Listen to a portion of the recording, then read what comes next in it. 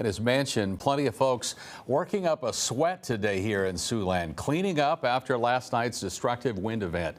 Communities with downed trees, power lines, as well as damage to buildings and homes, impacting thousands today.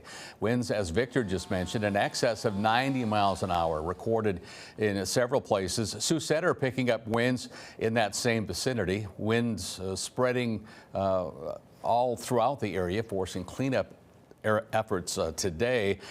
Residents working through the day, cleaning out that debris from tree limbs to other types of damage, and many folks doing it without power.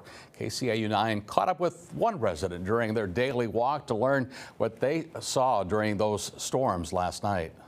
A lot of trees down, some on houses, some down in front of driveways. Just lots of trees down. There's a lot of workers. It's impressive how many people are helping right now. As of last check, more than 1,500 residents across Siouxland remain without power. Coming up tonight at 6, a closer look at that and the cleanup that has continued across all of northwest Iowa this afternoon.